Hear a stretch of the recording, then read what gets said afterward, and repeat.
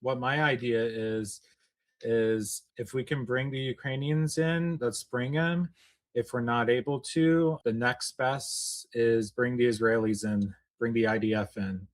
And then secondly, do a three or multi-prong attack against all the islands, including Karg Island, Kasham Island, Hormuz Island, all the islands, Abu Mus, free the entire Persian Gulf and the Strait of Hormuz, and then, and including that, liberate Bandar Abbas. And then after that, bring His Royal Highness Prince Reza Pahlavi, and then go with the rest of Armin's plan.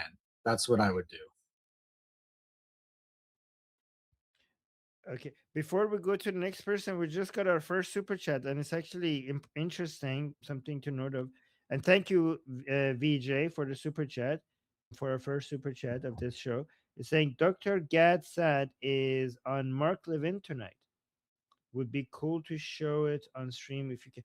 Well, I mean, the stream, I'm gonna go watch it though, but yeah, no, but thank you for letting us know. That sounds very, very interesting, so definitely worth a watch. But maybe I will stream it, maybe we'll review it together in one of our streams, upcoming streams. And thank you, VJ, thank you for letting us know. All right, who's next? Jeffrey.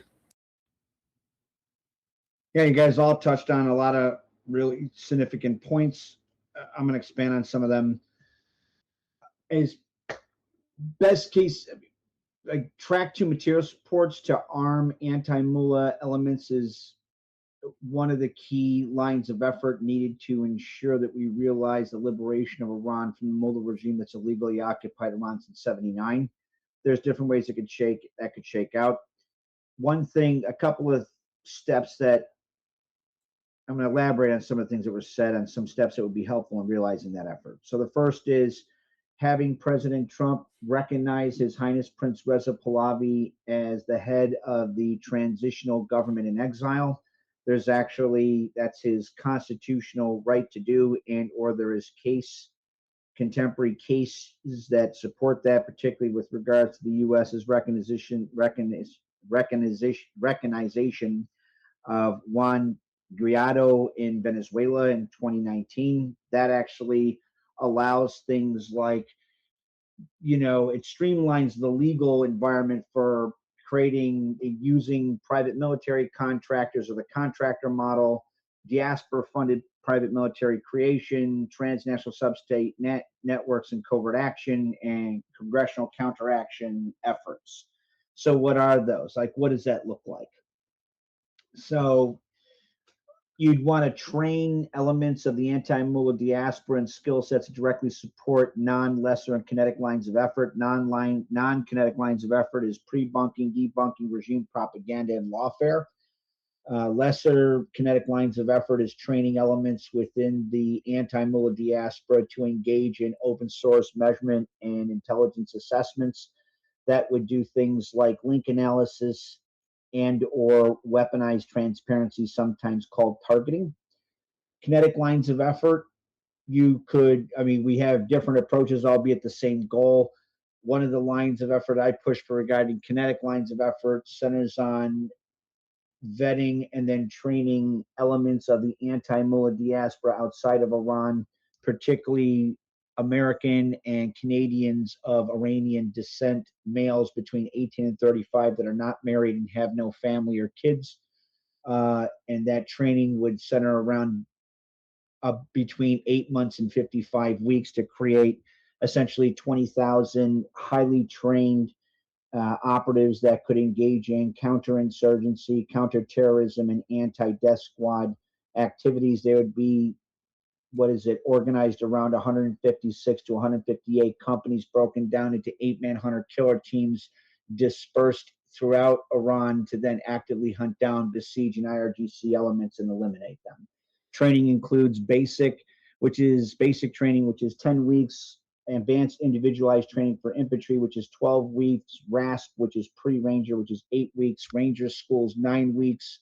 You have abridged versions of civil affairs, human intelligence gathering, and 15X small drone operators that are about a month apiece. Add to that a month of contemporized training akin to what the CIA provided to Contras surrounding psychological operations, and guerrilla tactics.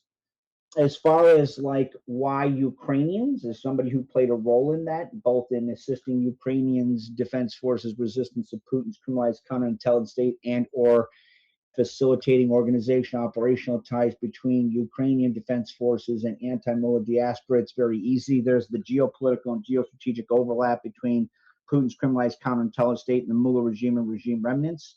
The fact that, I mean, Armin touched on some of this, Ukrainians have an ungodly level of battlefield experience in fighting against a conventionally stronger opponent.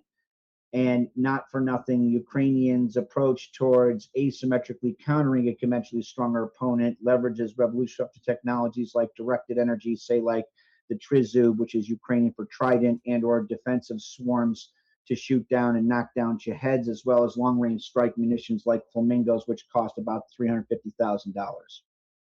If that's done, you essentially, after you've dispersed those 20,000 and personnel, you would see the mullah regime and IRGC, at least as they exist right now, especially after we've engaged in a massive air campaign, which it looks like we're getting ready to do, collapse very quickly. And then they would also provide the feedstock for neo-Savak after like Iran is liberated, so Iranians are never threatened again. That's off the top of my head.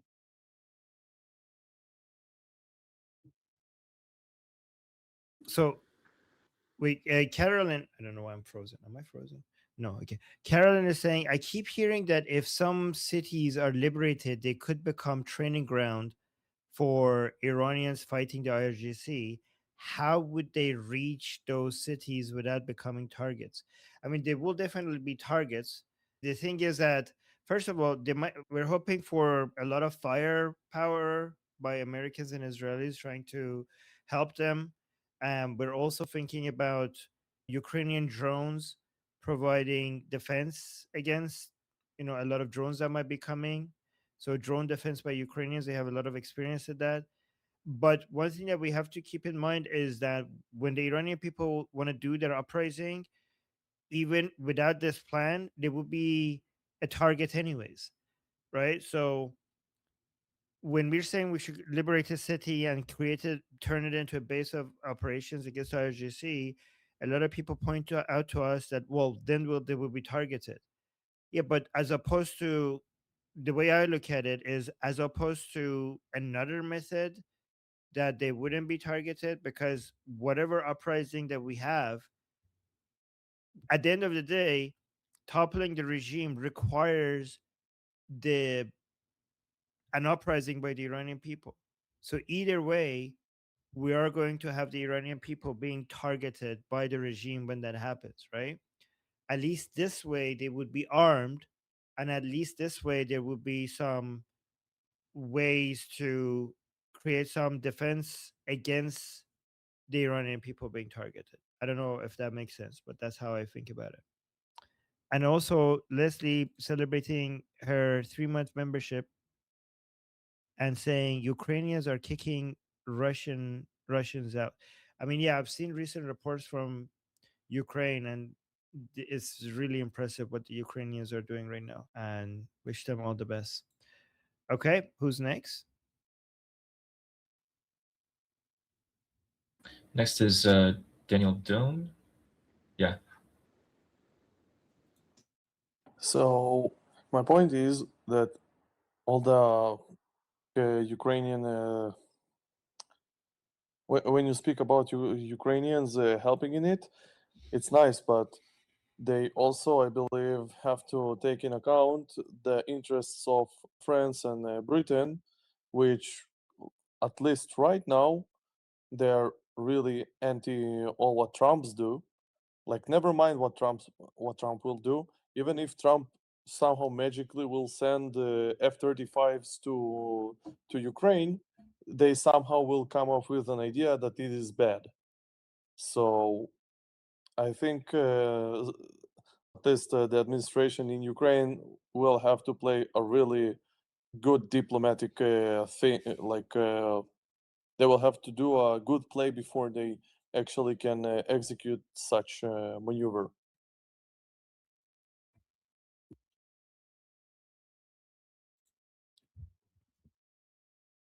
Okay. Yes. Who's next? I also have Ida? some questions in the chat, and then I could respond. We could respond to them. But yeah, go on. Sorry, Ali. Is it Ida or Ida? Ida. Ida. It's Ida. I know.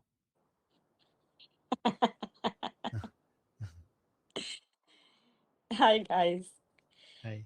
What do you want from the Ukrainians? I'm gonna elaborate. When you talk about getting help from the Ukrainians, are you talking like boots on the ground, some kind of small group of soldiers to train how to deal with the drones? What are you talking about? Like, how do you So see we're that? talking. Because, yeah, We're talking exactly what they did in Syria.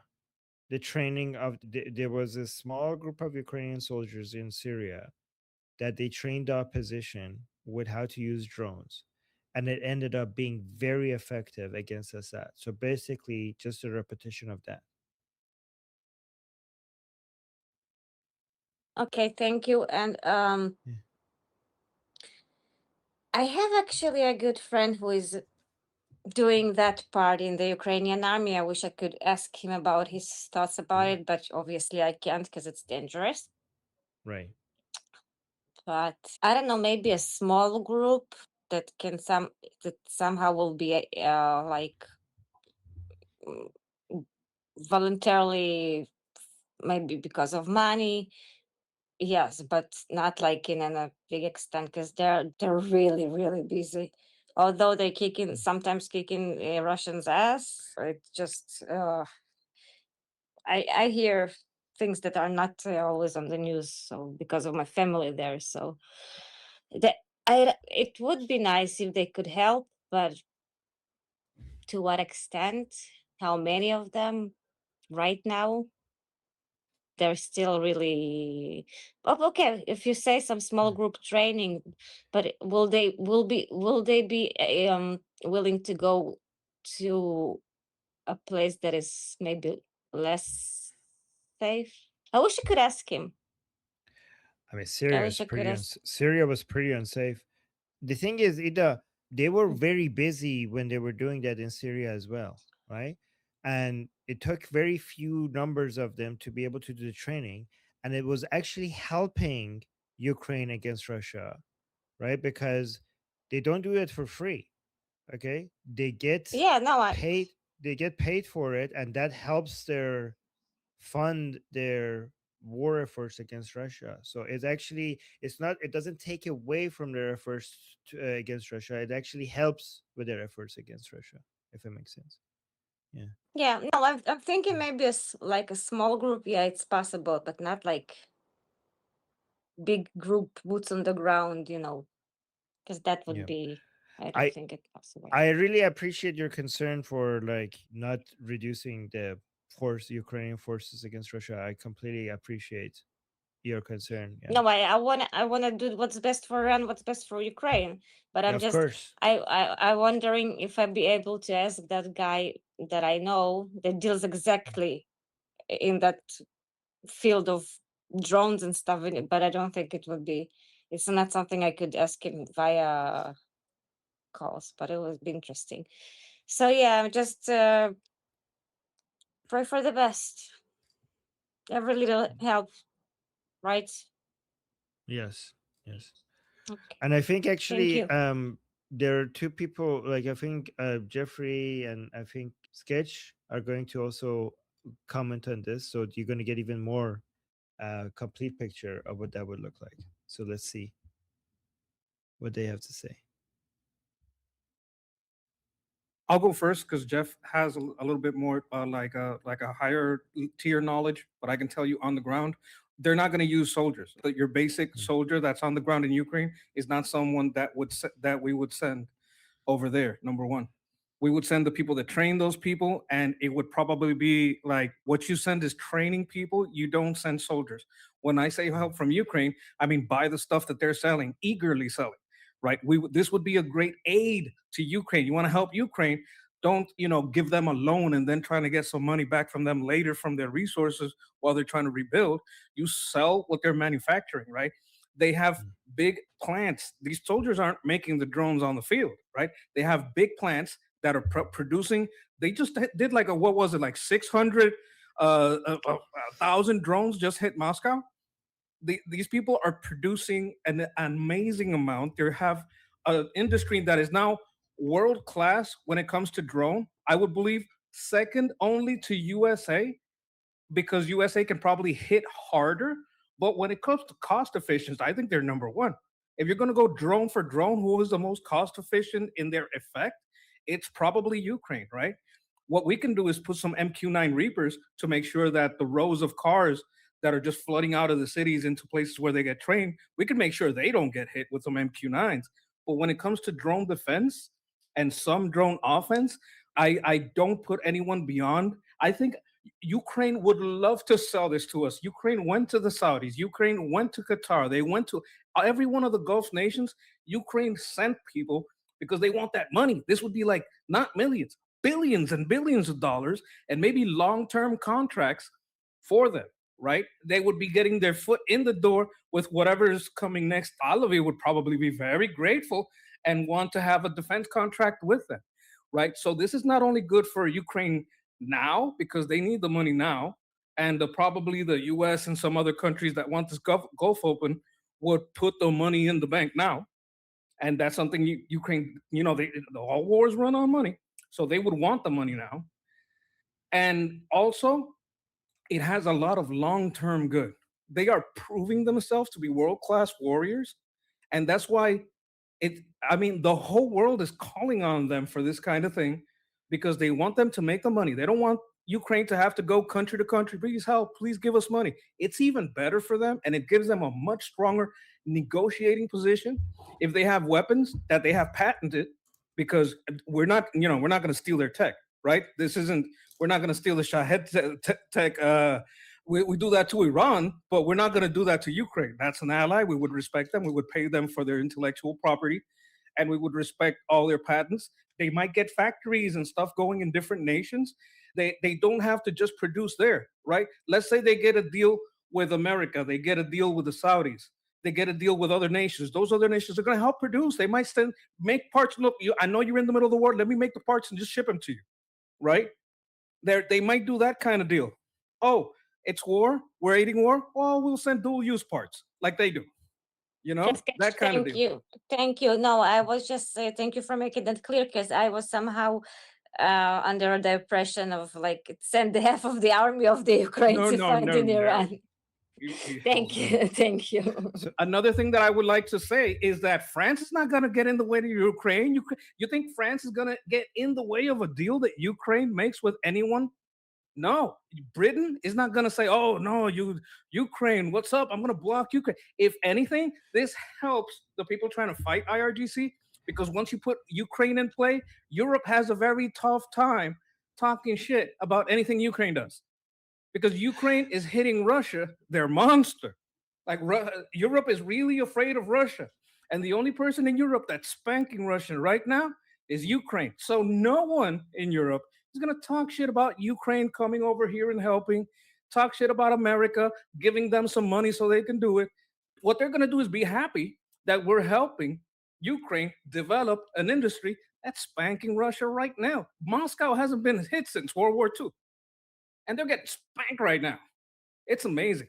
So I would say to all the people, and I respect and support the Ukrainians, because it is their defensive war.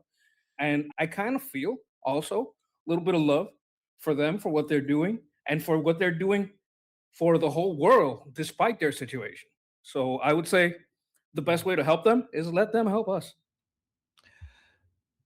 Just so 2 points that Sketch mentioned that reminded me of something. There's a reason why Prince Reza Pahlavi keeps meeting with Zelensky. Okay, so let's keep that in mind. And also, one thing that we need to know about manufacturing, there are certain industries that have ups and downs, and that makes them very challenging, right? So if you, for example, like with the weapons industry has that challenge, because you hiring people when the demand is high, and all of a sudden that demand dropping, it's not easy to just keep it like switching on and off letting people go, turning off factory lines and everything, and then having to then go find the talent again. And when the demand is high, that up and down, like from a business perspective, makes it very difficult to sustain a functioning manufacturing operation without the costs associated with the pause and then on. It's really hard because it's hard to find people that are willing to get paid a lot for a while and they get paid nothing and they get paid, like, it's like the job security and the investments in the manufacturing, the up and down makes it very difficult, right?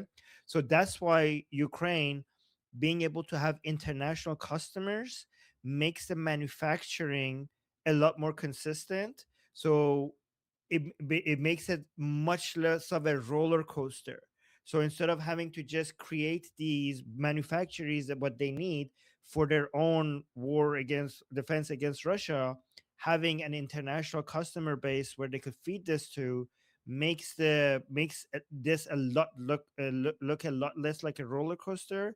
And from a business perspective, it's a lot easier to manage when it's actually when you have more consistency in the demand for your products. All right,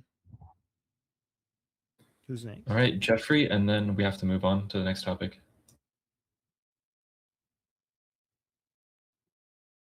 I'm going to expand upon that a little bit. Armin and I have like the same goal. The differences in our approaches is, and there's pluses and minuses to both. Armin's is more reactive and immediate because he's concerned, rightly so, about Iranian citizens and regime remnants killing Iranians. Mine centers on securing the training base away from the line of conflict. So that's it. It's not as reactive, right? I mean, that's the pluses and minuses. Same when it comes to training with regards to drones. So Ukrainian Special Forces training in Syria centered around about 6 weeks, whereas the training envisioned in the Track 2 material support developed by myself and others is a modification of the United States Army's 15 X-ray, which is 20 weeks. This sketch very much touched on some very key issues. I mean, like Ukraine definitely has productive facilities that bang out the long range class 5 drones. That's like flamingos, and don't ask me to pronounce the other ones because I'm of Italian descent. There's a lot of vowels, and Ukrainians have all consonants. And even though I love them, my mouth doesn't want to it doesn't know how to say that word. As far as class 1 drones, which are the small quadcopter drones, those are produced everywhere. Those are actually produced in kitchens and in garages, and they're actually able to be produced on the battlefield. As far as like that productive base, it's also interesting that you guys touched on that. So one of the strategies that was envisioned for Ukrainians' defense forces is productive base to keep it secure away from Putin's criminalized counterintelligence states' long-range strike munitions is to internationally disperse them amongst co-aligned actors around the world away from the line of conflict. As far as like the training for Ukraine, I'm almost done. The 6 weeks goes like this, at least to the best that I remember back in 2024 or a little bit before. Week 1, you arrived, you got vetted. Week 2, they kind of gave you small UAS orientation and safety. Week 3 was like basic flight observation and reporting. So having drones say, okay, this is where the artillery is, and you call into your other guys to hit it. The following week was FPV familiarization and very heavy in simulator practice. Week 5 was maintenance, battery logistics, fuel repair, and fleet management. That also includes producing things on site in the field when you get a whole bunch of parts and just produce them together. There's actually a very wonderful lady who shows how she used to do that in her kitchen. The next one was tactical integration and ground elements. So how do you link drone operators with field commanders? And finally, they gave you, like, your last week was kind of like your field training exercise to train the trainer, which is also the reason I went to that, and I wanted to get to that is in response to Ida's statement. No one's asking for Ukrainian defense forces to be operating on the ground. Rather, they're asking for trainers to train people that would then train the people on the ground. Right? We don't want to detract from Ukrainians' force capability in Ukraine. We're asking Ukraine to help other people resist other elements of the autocratic bloc. And Armin's not wrong. There's a reason that Prince Reza Pahlavi and Zelensky are very much interacting with each other because they're both fighting different heads of the same monster. To that end, to like our Ukrainian allies, I'll say Slava Ukraini, Javi Shah. Javid Shah.